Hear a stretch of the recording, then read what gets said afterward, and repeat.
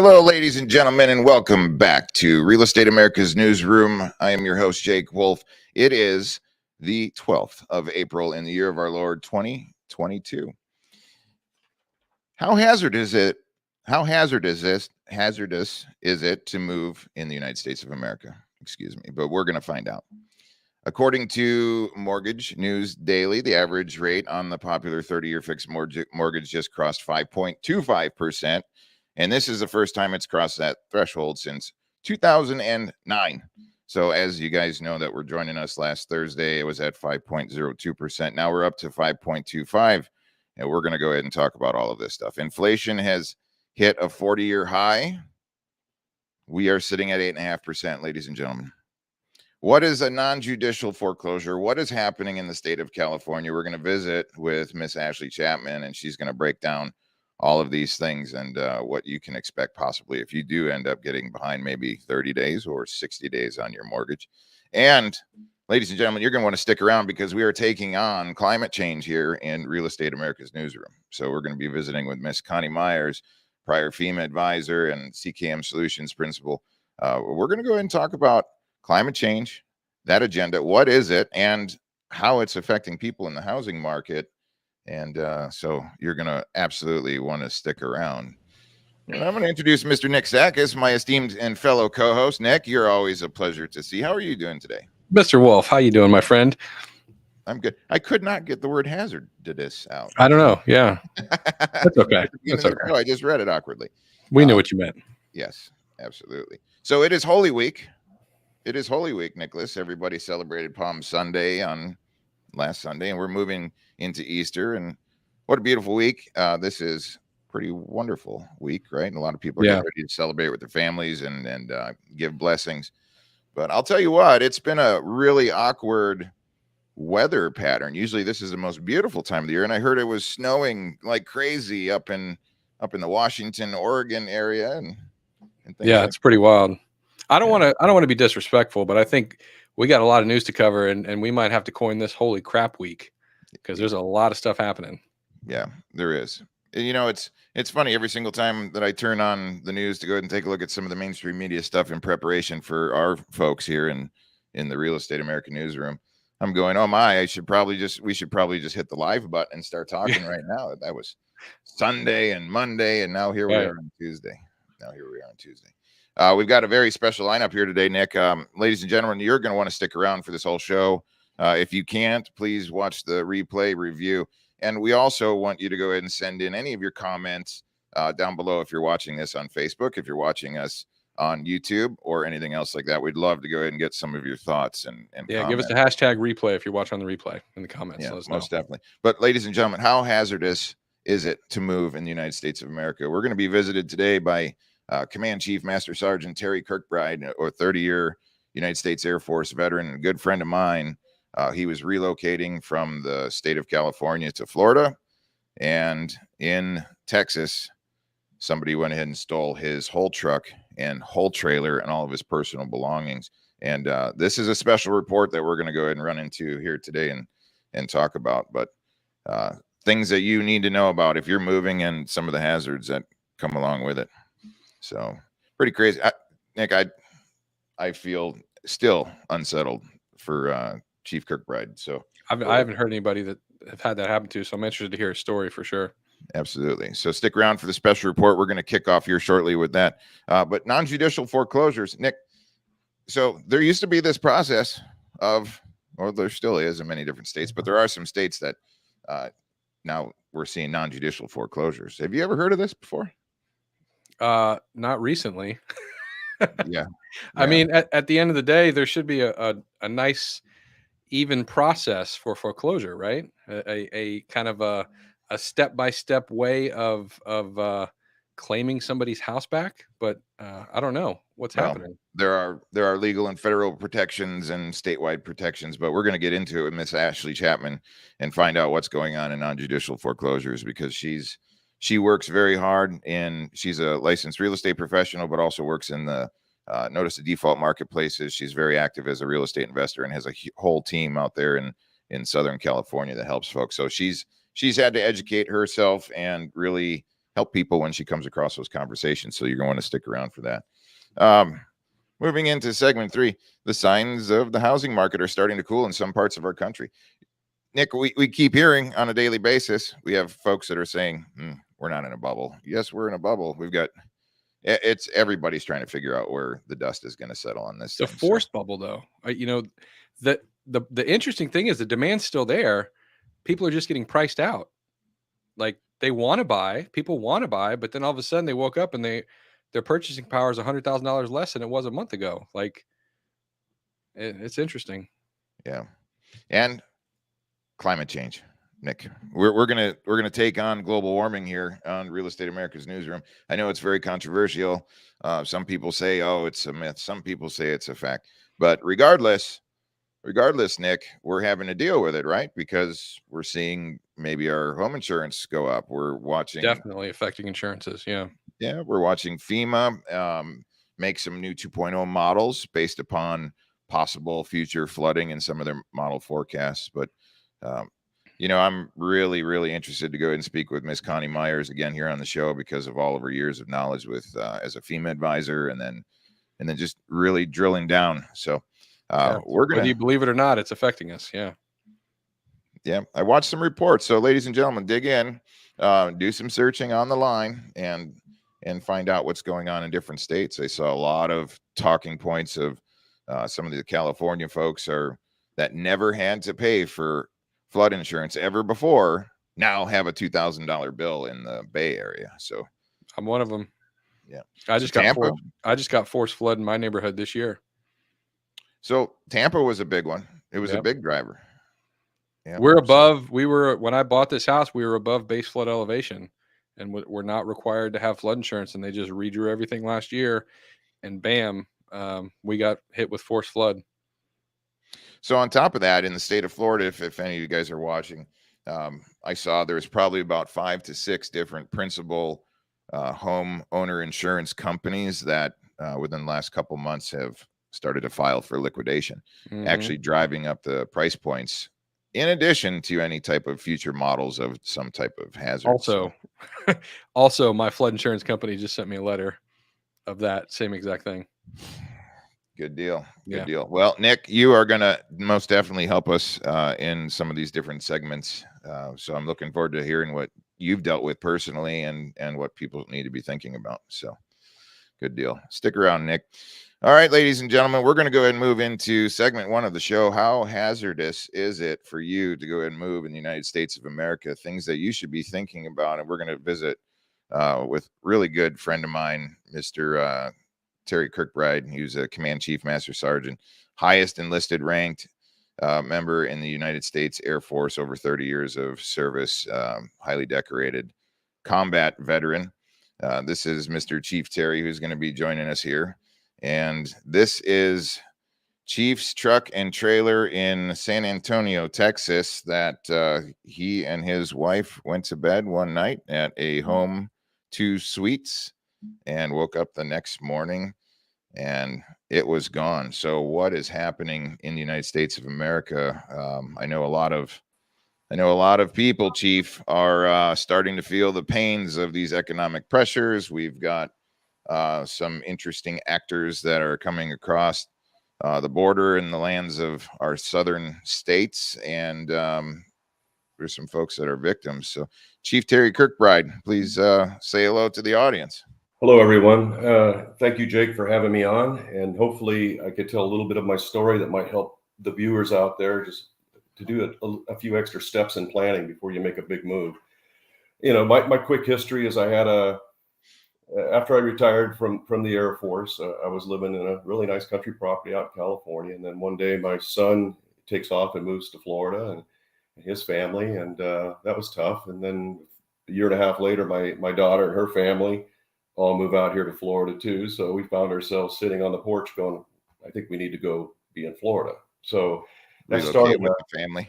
Yeah, that started a very difficult task of downsizing, liquidating, getting rid of stuff, giving things away.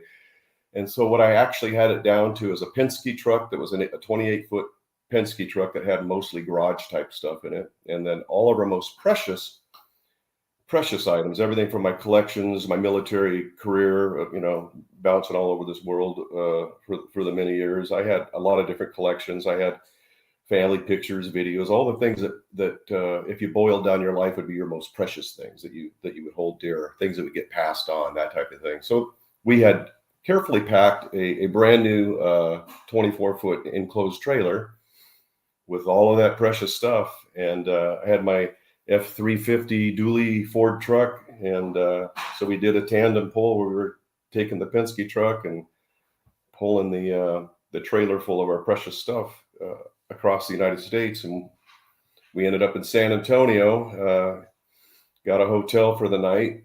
And 5 o'clock in the morning, my son looks out the window and says, "Hey, Pop, did you move the truck?" I'm just brushing my teeth, like thinking he's joking with me. And I run over to the window and I look out on the parking lot, which is kind of a well-lit area that we had it parked. You can see it from the window, and it's gone. And that just started a derailment of everything that we were doing at that moment, as far as trying to get to Florida and start a new life. I can imagine. So all of your most precious belongings disappeared in the middle of the night. You were in San Antonio? San Antonio, the birthplace of my career in the Air Force, which was really shocking to me. And also shocking to me was the amount of thefts that they have. And I'm just talking San Antonio, that area. They had, through the police, we found out there was over 700 a year of the exact same type of theft. So business is good for the criminals right now, with everybody moving, because there's a lot of moving going on, out of state moves, and a lot of people can't afford to have someone move them because those costs went way up. That's why we chose to do it ourselves. And so, Chief, talk us through this process here. So everybody's gut is upside down and backwards, and you end up contacting the police department. Kind of walk us through that process. And you're telling us that the local police department there in San Antonio reported that there's been over 700 thefts of. Are they taking advantage of transitory people moving through? Are they trying to identify and pick this off? Kind of walk us through it. Absolutely. Yeah, we found out these numbers as time went on, because we had an investigator, two of them actually, through San Antonio. It took a while to get it off the ground. That was another thing, because we're transitory. We were coming through San Antonio.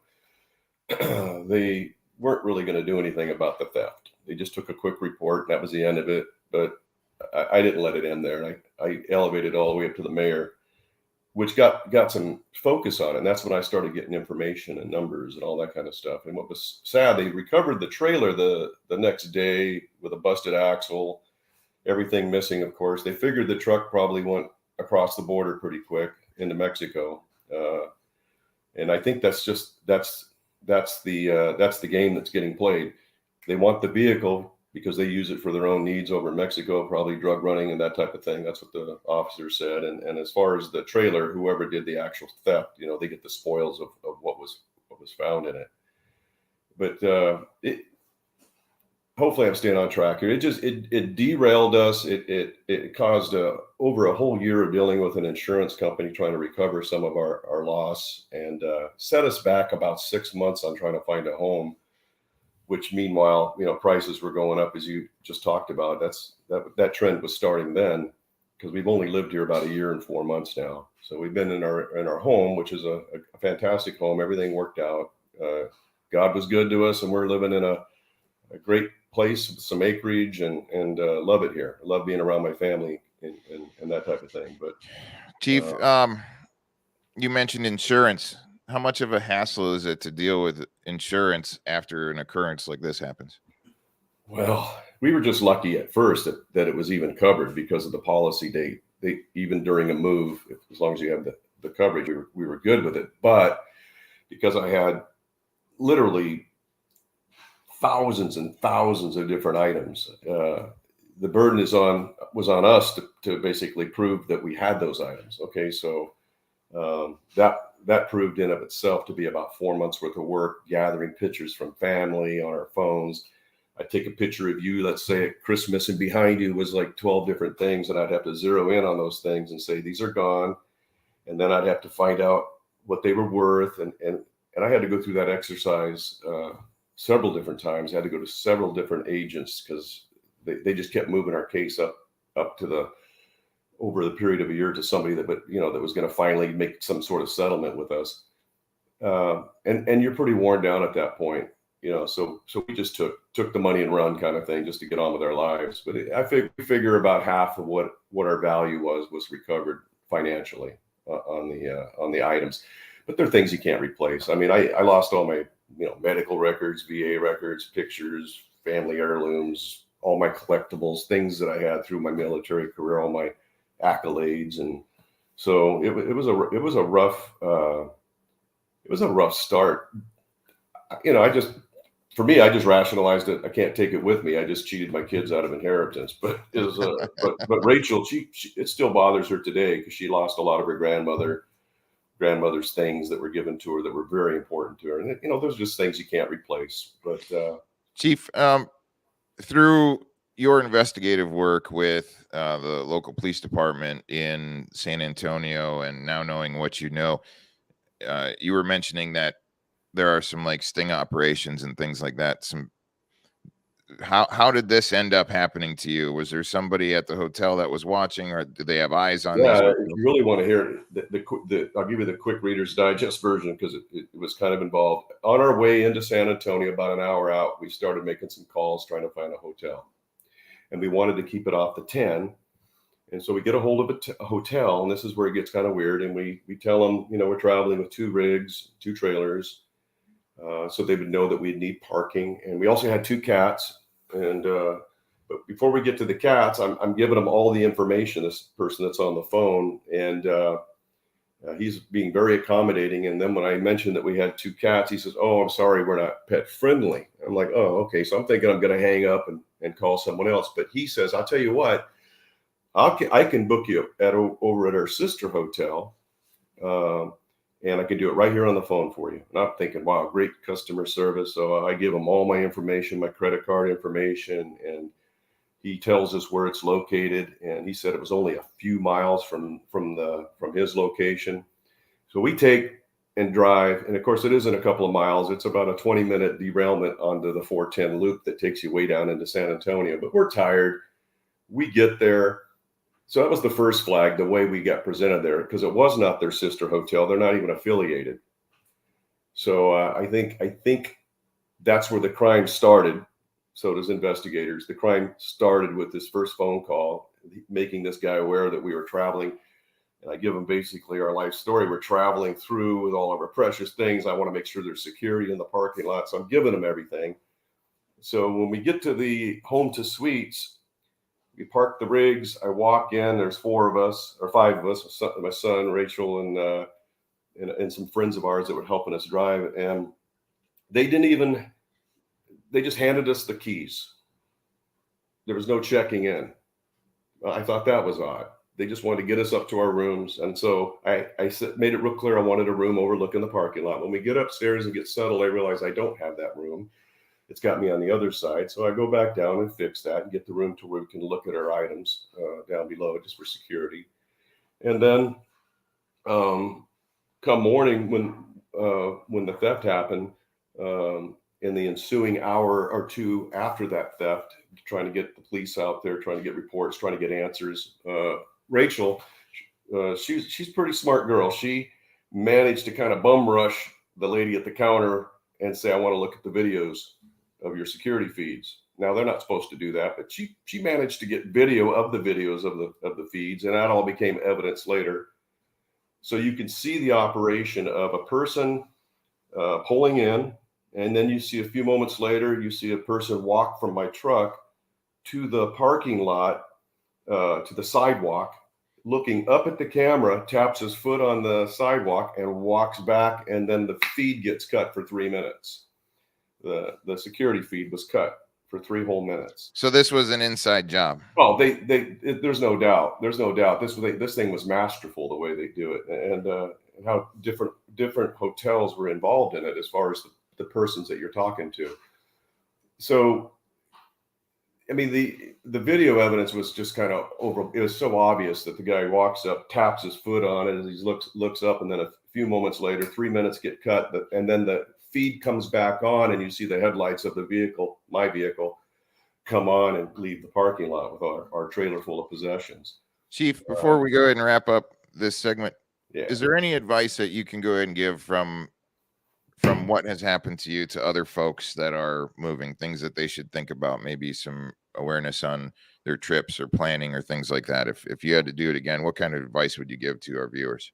Well, moving company is after we did the math on it all, probably would have been just as much money as we spent if we would have used a moving company. And they're a little bit more credible as far as getting your stuff from point A to point B, because they just drive it straight through pretty much. And if you're going to plan a route out, I would plan it out ahead of time, because you want your hotels to be, and do a little investigating on the hotels as far as, Yelp helps, because you can see how many, people complaining about theft. And of course, when we looked at that after the fact, there was tons of that at that hotel. There was actual room thefts along with vehicle thefts.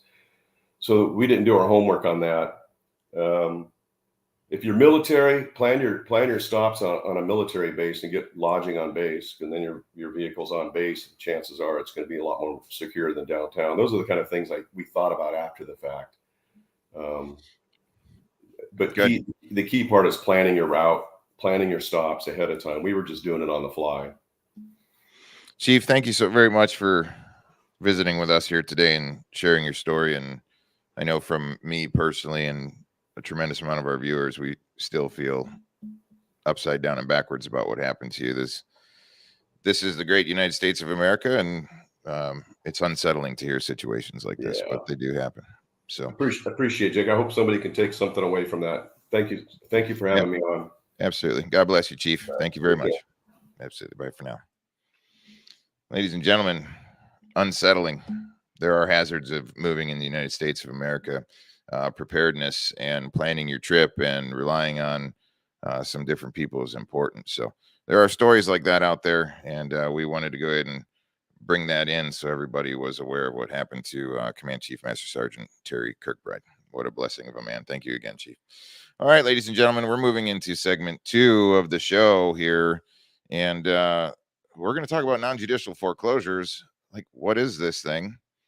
Most people have remembered back during the mid-2000s when you had there were foreclosures that were happening. You had this long process and time frames and everything to go through, but it looks like things are getting sped up here a little bit. But before we go ahead and move in with Miss Ashley Chapman, I want to go ahead and tune in here real quick to CNBC and find out what happened with 5.02 to 5.25% mortgage rate increase. And I think a lot of that has to do with some of the things we talked about previously as far as the Fed getting out from mortgage-backed securities. So here we go. Well, Kelly, tell me when I start to sound like a broken record, okay? But mortgage rates just took another major leap. The 30-year fix now stands at 5.25%. That, according to Mortgage News Daily, that's the highest rate since August of 2009, and it's now roughly 2 full percentage points higher than it was a year ago. So what does that mean for home buyers today? On a $400,000 house with 20% down, you are now paying $370 more on your monthly payment than you would have for the same house a year ago. And that doesn't even factor in that the house price now is anywhere from 15 to 20% higher than it was a year ago. So not good news for the home builders who've been getting hit hard in a rising rate environment. ITB Home Construction ETF is up very slightly for the day, but still way off year to date. So, Kelly, I don't know, every day another jump. I was also struck by that, though. The ITB, the XHB, the home building ETFs, they're in the green, albeit slightly, and these moves are stunning. I mean, we're seeing almost, when you showed that chart going back to 2009, like a vertical line up for the past couple of months. Just crazy. Yeah, it's going straight up, and we think every now and then that we're going to get a little reprieve. It pulled back a tiny bit last week, was up again on Friday, but then you see these big jumps like the one we're seeing today. It really says that we're not seeing that ceiling anymore. We used to see kind of a ceiling for mortgage rates that would hold there. They'd bounce back and forth. Now they just keep going up.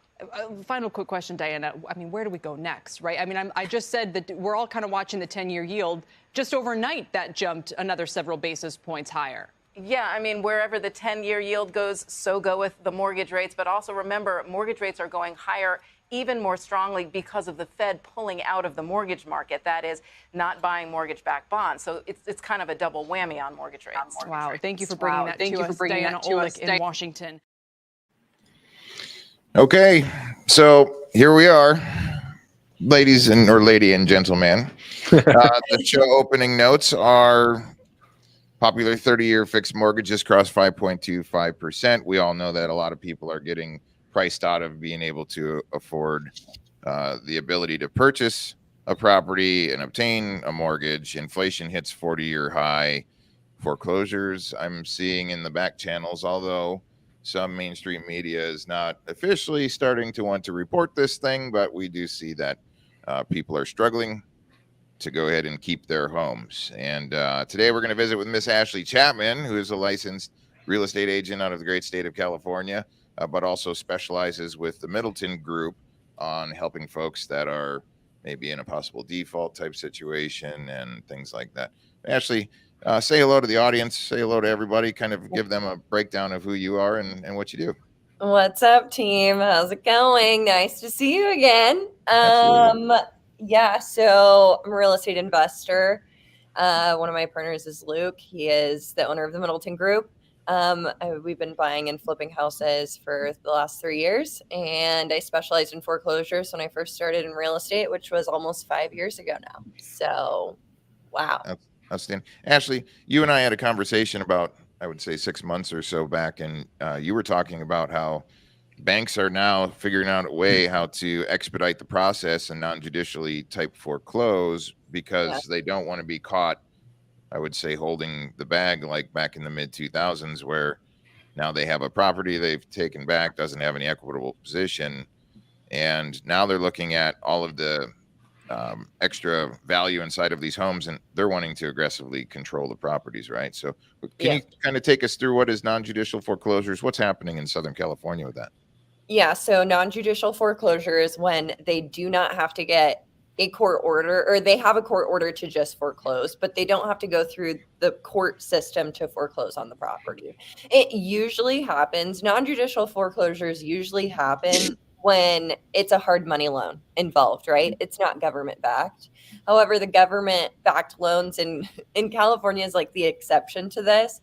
California allows people to foreclose non-judicially, but there has to be that has to be in the paperwork. We're not seeing it so much anymore, but we did see it back in 2005 and 2006 when there were terrible loans given out. Like, they did put clauses in loan documents that said they can foreclose non-judicially, which means it takes about 3 to 4 months versus in some cases 2 to 3 years to go through the court system to foreclose on a property. So it's a slap in the face. I think a lot of times people are like, wow, I never knew I signed that in a document, but they do.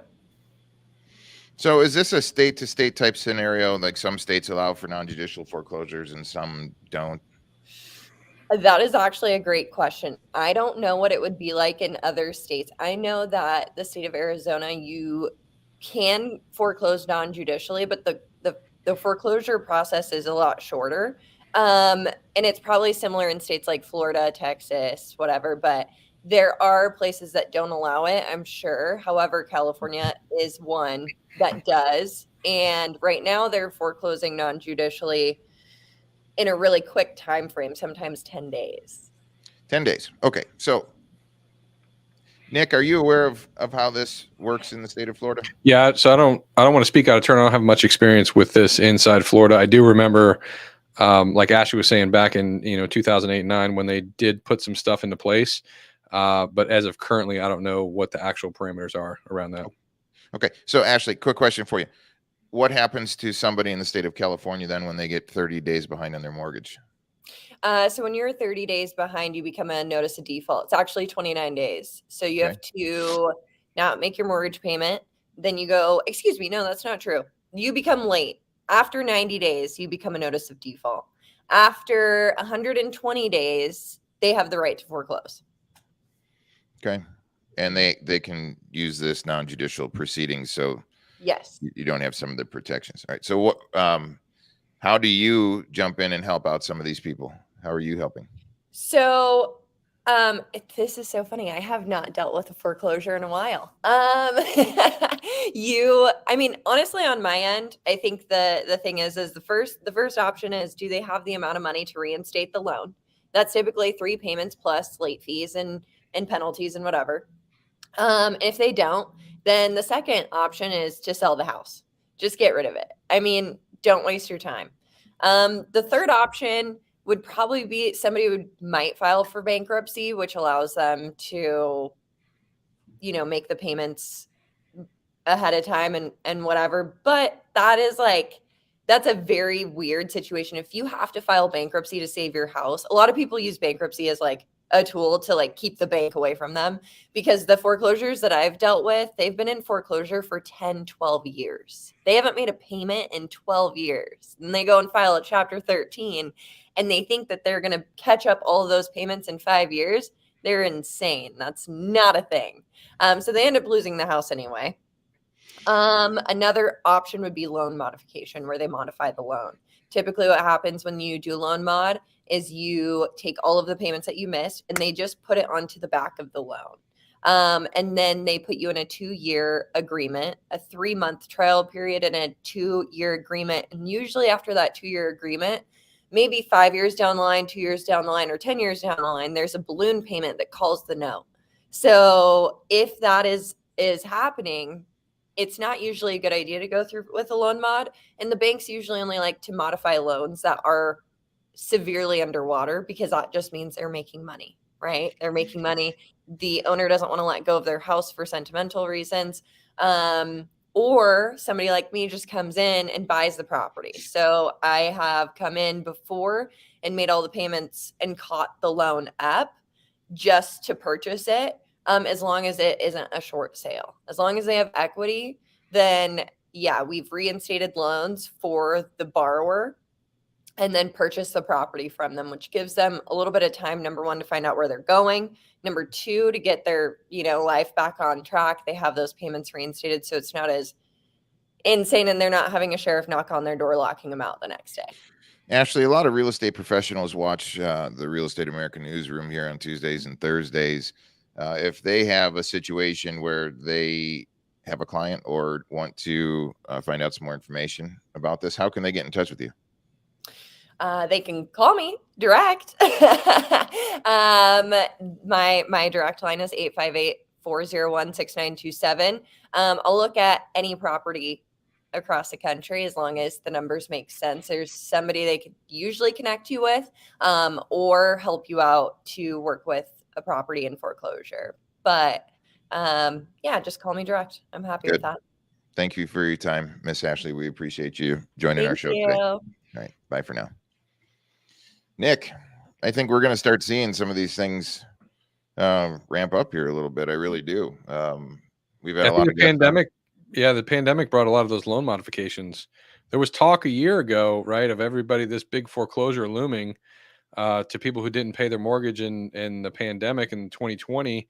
And then all of a sudden the banks decided to do all these loan mods and add the payment to the back end. But there was talk in the real estate community of this wave of foreclosures that never happened because of all these loan mods, which is interesting. So we'll see what happens in this phase 2, right? Absolutely. So experts are starting to say that we might be in a bubble, or other people are saying we're not. And what's kind of going on here? We're moving into the next segment. We're going to have a couple of really awesome hosts. Mr. Tim Parnell is going to join us, and also Mr. Tony Barbarino is going to come back. We're going to talk about the signs of the housing market starting to cool. And obviously, if the dominoes start to fall, where we've got higher interest rates and inflation, tough to afford mortgages, we'll see what happens here. But Nick, I've got a report just recently here out of the Dallas-Fort Worth area that I want to go ahead and bring into the show. So let's see here. The wild real estate market that we have seen in the past couple of years right here in North Texas has now drawn the attention of the Federal Reserve Bank in Dallas. Researchers there say the behavior that we're seeing with this housing market suggests that a bubble might be brewing and that it will eventually pop. The term housing bubble refers to a rapid spike in housing prices driven by an increase in demand, limited supply, and emotional buying. Eventually, it pops and all real estate prices crash. It can lead to you owing more money on a home than what it's worth. The last time we saw this, it led to financial crisis in 2008 and 2009. bubbles are fundamentally related to how people form expectations about the behavior of the market. Enrique Martinez Garcia is a researcher with the Federal Reserve Bank in Dallas. He co-authored some recent research that suggests the unprecedented spike in housing prices here in DFW indicates a bubble could possibly be brewing here at home. You've been experiencing very significant house price gains for a sustained period of time, and you start believing that no matter what the fundamentals look like, these gains are going to continue. And that type of behavior in house prices leaves traces. He says there are a couple of red flags that suggest the bubble is brewing. Some signs, he says, started even before this most recent race for real estate in the last 2 years. Real house prices have grown 60% in the past 10 years. That's unheard of historically. Currently, the average house in DFW is closer to $400,000. Researchers say in many cases that's a 21% increase in prices from last year. Then there's another obvious sign, according to Martinez Garcia. The behavior that we are seeing in house prices right now seems to be inconsistent with the pattern of that we are observing in disposable income or with other fundamentals of the market. Those fundamentals suggest if incomes aren't on par with housing price increases, trouble could lay ahead. And that's what researchers with the Federal Reserve are looking at in hopes of warning against another financial crisis related to out-of-control housing markets. The city of Dallas is one of the local markets that we are concerned and tracking about.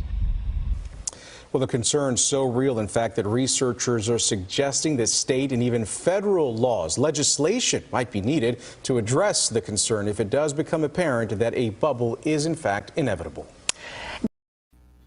Okay. All right.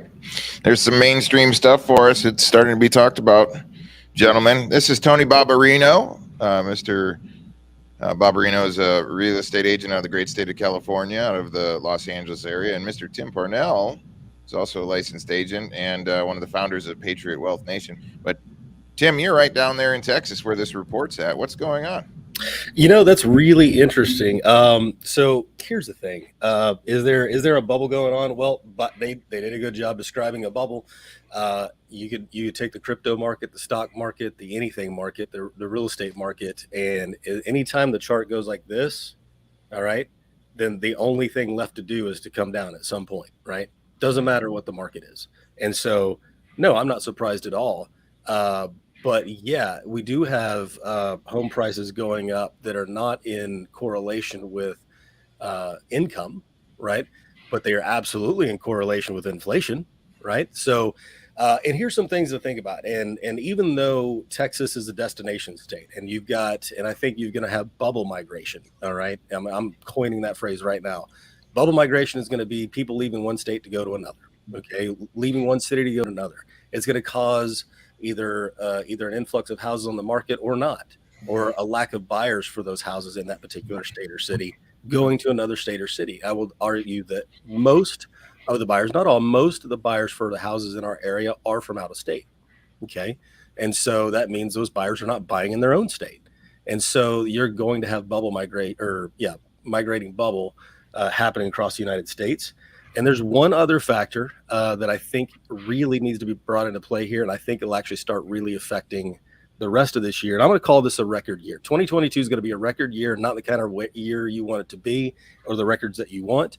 But we are not done breaking records, people. Okay, that 5.25%, we're just getting warmed up. All right.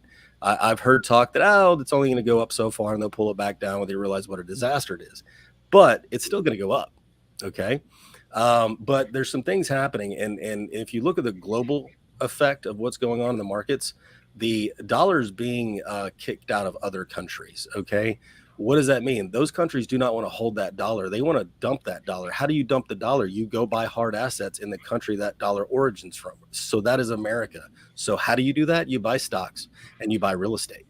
So this is where you have a lot of companies coming in and bidding people out of their own markets because they're buying. We are competing against corporations that are representing foreign entities spending our dollar to dump it here in America. And Tony? that's only going to affect prices. Tony, what's your take on this? Well, Jake, let me just start out right away by quoting some hard fact here from the National Association of Real Estate, NAR. They said that on average, compared to last year, that investors have made up 22% of purchases. That's up from 15%. And then all cash offers since 2020 until recently, the all cash offers have made up about 27% when it used to be 19. So that's gone up. However, purchases from first time buyers fell down from 33% approximately down to 27%. Some of those things that affect that is a lot of the homeowners now who have this incredible amount of equity from the last several years of owning their home with all these skyrocketing prices. They can make offers on other second homes or investment properties themselves, and they don't have to sell. So they have a no contingent offer. They're flush with cash and credit. So you get these first time buyers who didn't take advantage of the low rates, who today are paying the price of waiting. Now it's just getting more expensive and harder to compete. So with the smaller pool of homes, a supply chain issue here and there with builders not building fast enough, there's a lot happening compared to, like, say 5 years ago when you could just go out and make an offer. Now you're dealing with people who have money and credit, or the foreign investors that come in through some of these companies snapping up properties because they're seeing that growth. Because generally speaking, owning a home is probably your best bet against inflation. Everything else has its risk, but real estate is very coveted, and we're competing with a lot of people who took action early on, that had good agents that make great recommendations, and now people are paying the price of waiting. So, Nick, we're starting to see some early signs of micro markets cooling a little bit. I like Tim's micro movement, micro bubble moving. I think that's an interesting Migration kind of play. bubble. Yeah, migration bubble. I like that, because these, the articles that we cover are nationally based for the most part, and they kind of give broad strokes. But like Tim knows, in Texas and here in Florida, especially in Tampa Bay, you got all these people coming from out of town, and you got homeowners in this area pounding their fists like it's not fair. And it really isn't fair, but it's just the way that it is right now.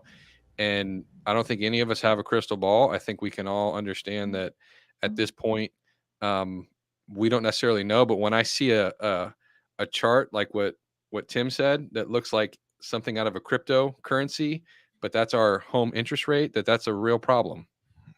All right, we're going to keep an eye on it. All right. Thank you, Nick.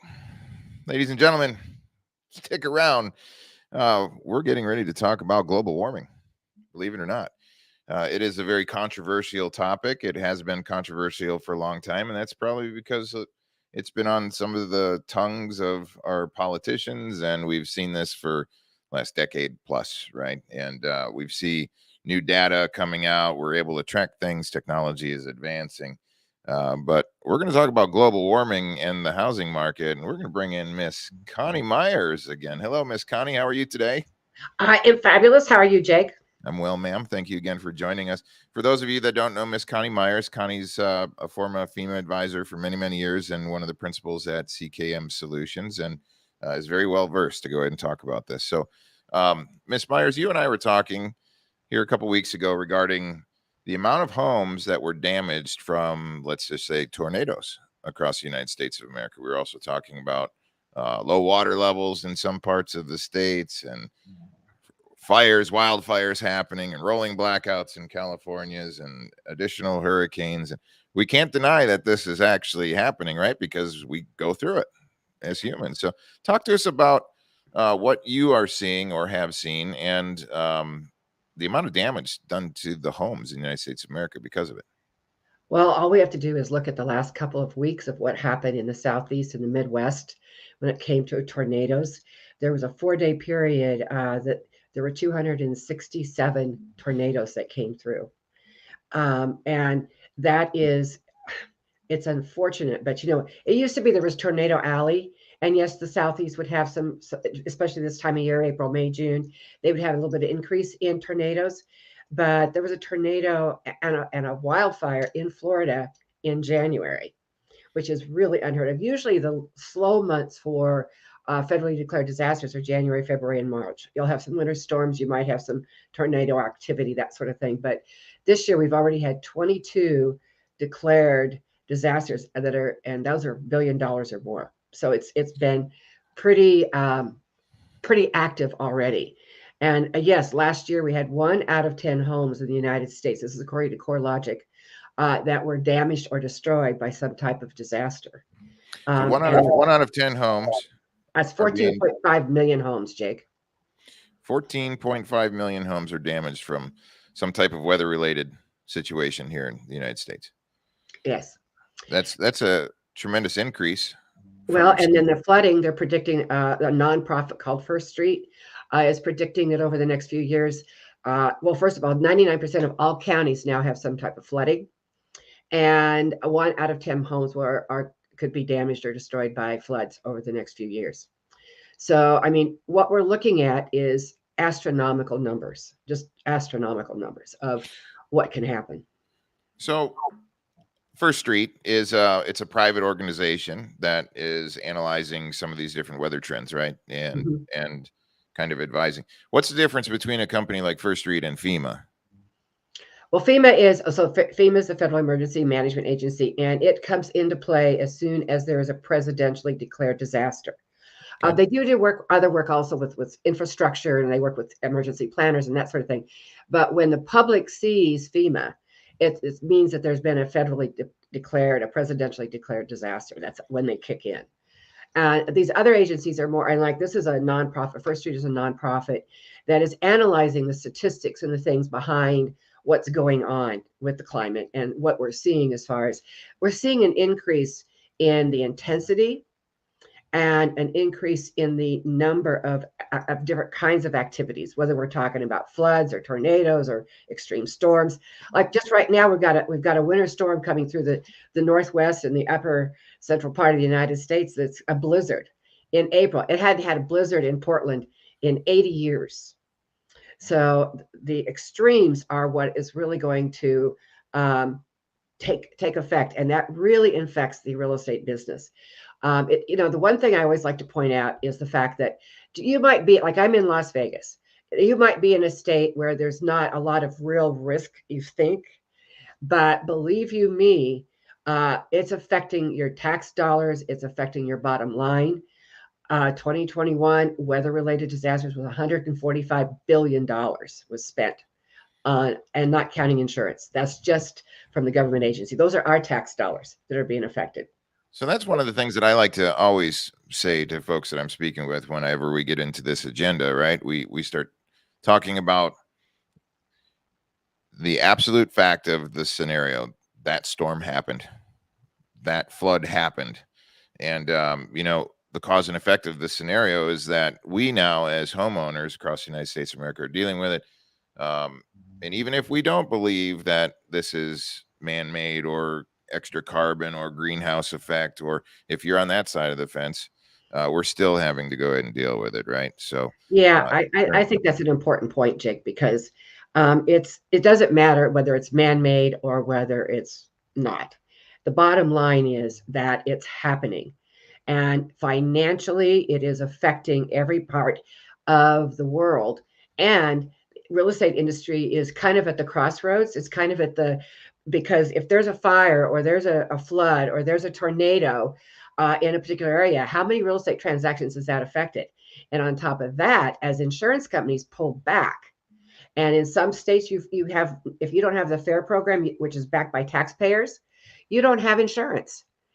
And they're talking now, reinsurers are talking about properties becoming unlivable and uninsurable. What happens to the mortgage? All of that affects the real estate industry in a direct hit. So regarding insurance, FEMA went ahead and came out, I think, within the last 6 months with their new 2.0 models as far as flood preparedness across the United States, right? And kind of reevaluating individual homes in different areas. And I've got a report here, Connie, and then we'll bring in some other folks. But this is some of the latest about what's going on in the Bay Area. I wanted to go ahead and have on the show. Here we go. Listen to this. 2/3 of all Bay Area homeowners who currently pay for flood insurance could see their rates go up because of rising sea levels. Senior investigator Stephen Stock joins us with how that might affect you. Stephen. For the first time since the flood insurance program began in 1968, the Federal Emergency Management Agency, FEMA, has changed the way it calculates the risk that your home faces from possible flooding. And for the first time, FEMA will be taking into account sea level rise for that calculation. A decade or so ago, when many residents moved into this Menlo Park neighborhood located in the shadow of Facebook headquarters in San Francisco Bay, their developer told them they would not need to buy flood insurance. They advised us that the house had been elevated to a specific height where flood insurance was not required. That's why when residents like Claudia Solis got this 2019 letter from FEMA, it came as a total shock. I was trying to understand how it was possible that there was no need for us to have flood insurance in the past, and how was it possible that all of a sudden it changed. Under FEMA's new calculations called Risk Rating 2.0, Solis and many of her neighbors who never needed to buy flood insurance before suddenly have to, according to FEMA's new flood maps. If you live near water, you are going to see your flood insurance go up. Nick Vinzant is senior research analyst for Quote Wizard, a part of the online mortgage company Lending Tree. Essentially what FEMA is doing, they are changing the way that flood insurance is priced and regulated. And they're doing that because of climate change. Vinzant's team estimates that 157,000 California homeowners who currently pay for flood insurance, 31,000 of them living here in the Bay Area, could see their rates go up because of rising sea levels. That's 3 out of every 4 property owners who currently hold flood insurance. It doesn't matter if you don't believe in climate change. Your insurance company does. But most So it doesn't matter if you believe or not in climate change, your insurance company does. And we're going to bring in some different folks here. Let's bring Tim back and Mr. Tony to go ahead and kind of weigh in on this. Tony, you did a little bit of pre-work here and talked to some of the insurance folks, did some work for us. What did you find? Quite a few things. They're admitting that they don't have a crystal ball, but just to give you the short version for right now, is earthquakes, for example, they happen almost all the time in different parts of the world, so they have kind of a reference point where they can make reasonable predictions about, say, retrofitting and preventative measures or minimizing damage. With flood, comparatively speaking, there's just not as many floods to compare to, so there are concerns with insurance companies and, of course, with FEMA, that we're looking into the future, and the whole idea about the flooding and the global warming is that it's a very, very, very slow car crash. So we're not seeing enough of data quick enough to make decisions about possibly the government saying, okay, now there's flooding concerns like there are earthquakes, so now we're going to put these new policies in place. There could be considerations of where you can't build more homes, and the homes that exist, what do we do? Do they have to physically pick up and move the house someday in the future?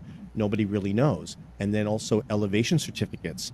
A lot of homes, as Connie was mentioning about homes and flooding, this elevation certificate, we're probably going to see more and more homes have their land survey to establish a elevation certificate just to have reference points, because we need data to make good decisions. NASA's website shows like 152 billion cubic metric tons of ice shrinking in Antarctica, and they also show things like sea levels, and people can check that out themselves.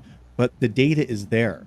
As you saw in your own news clip, that whether you believe in it or not, there are changes happening in terms of flooding or the potential for flooding, and is, like I said, it's very slow. So we're probably going to see more elevation certificates like, well, I'm not near a flood zone. Well, you might be one day. So we need to establish a very long trend of data. And these insurance companies are for profit. Insurance companies don't do us favors. They make money, which is fine, but they do have their own indexes. Allstate told me they have a 3-tiered index, which they use, and they put a property into one of those categories, and they're very conservative. So if you're in a certain category, they might not even insure you. This applies to any insurance company. They don't automatically give you the flood insurance just because you want it. They're going to look at the risk to reward ratio in terms of their business versus how many homes are going to get damaged possibly, and it goes back to the data. There's not as much as earthquakes, so we're going to be treading very slowly, very carefully. Now, will these changes happen in 5 years?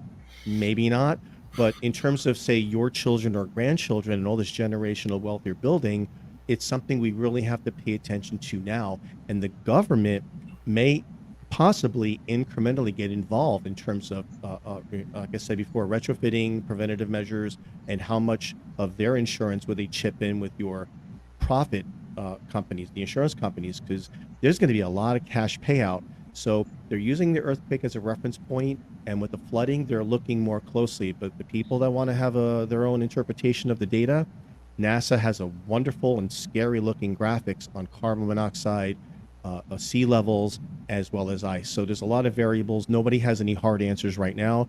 I was hoping to get something more specific, but two different insurance companies to end the conversation had said we would be really concerned about the volatility of the market because so many people in this country and the rest of the world live near water. So it's going to be a train wreck much farther in the future. So we're hoping to start getting smarter and taking action now and see if we can mitigate some of those issues. Tony, how can people get in touch with you if they're looking for representation in Los Angeles, Orange County, Southern California?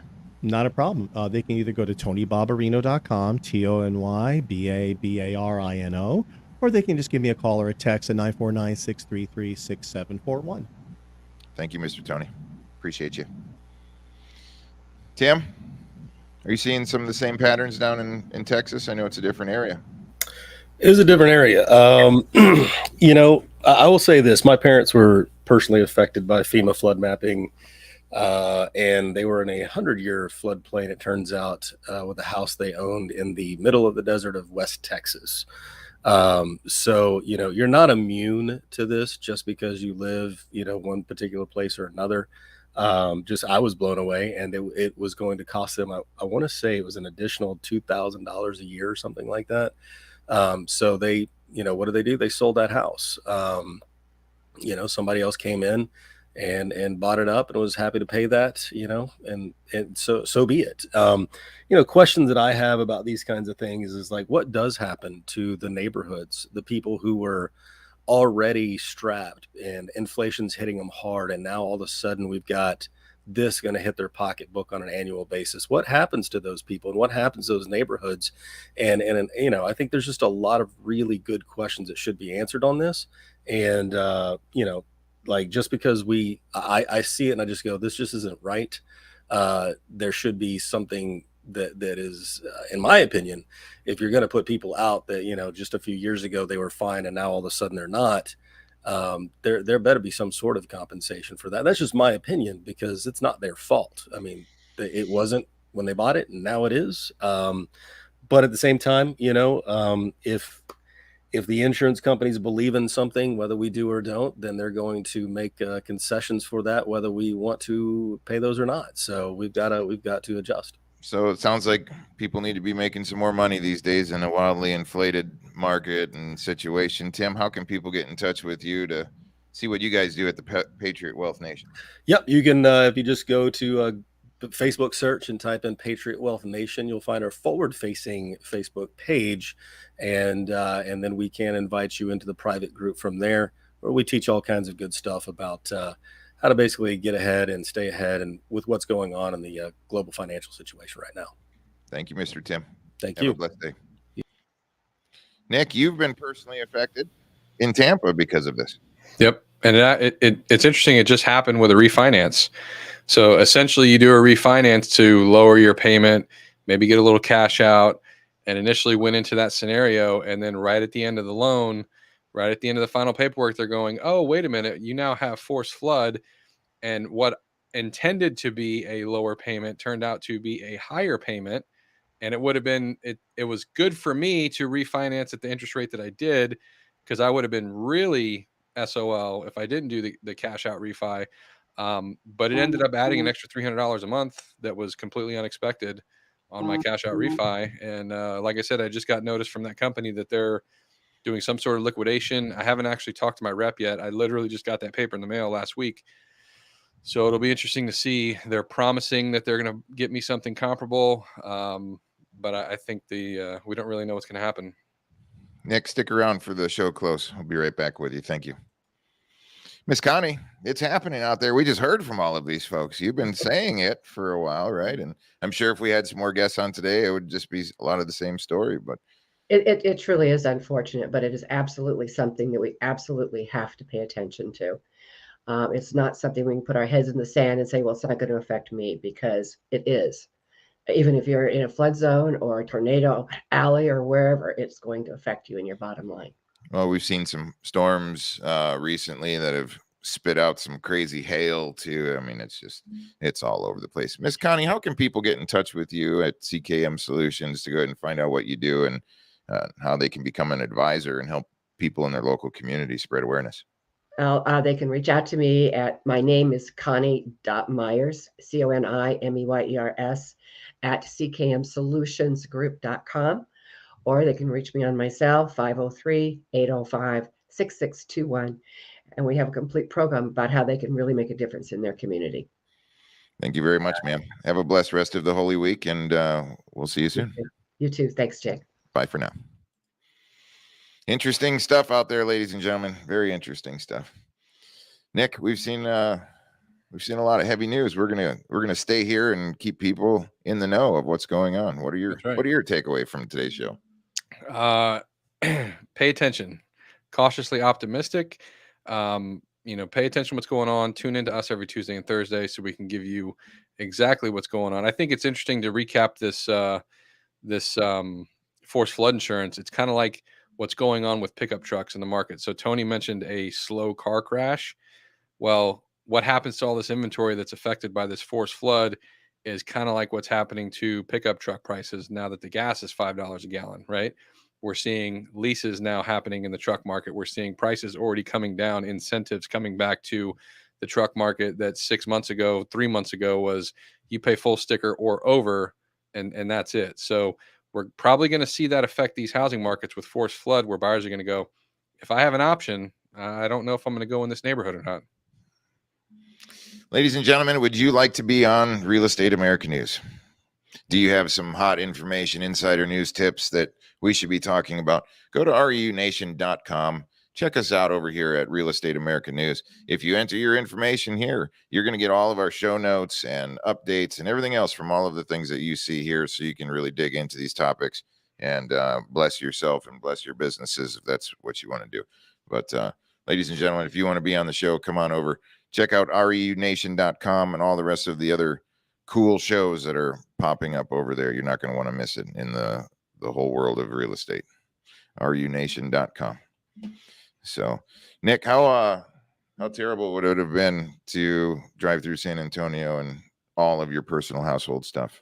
I can't imagine, especially and like that's bad enough, but then to find out it was a staged deal, and like you're just a pawn in this system of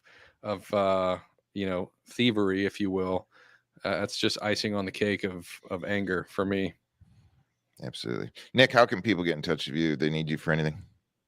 I say go to RU Nation. You can click on, I am a co-host on there. So go to RU Nation, click on my bio, and fill out a form if you need to get in contact.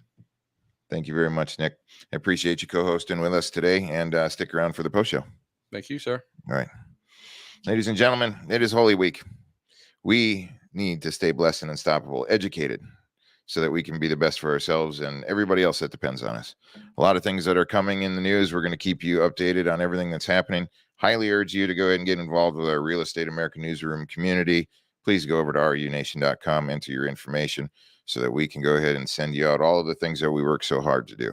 Please, if you're seeing this on any of the channels, on Facebook, on YouTube, send us some comments. We'd love to know your comments. Please send us some likes, send us some positive reviews, or if they're not so positive, we'll address those as well. But we work really hard to go ahead and make sure that you're informed and cut through all of this and listen to some people with boots on the ground. So I hope that each and every single one of you have a blessed rest of your Holy Week. Looking forward to Easter. And until next time, this was your Real Estate America News.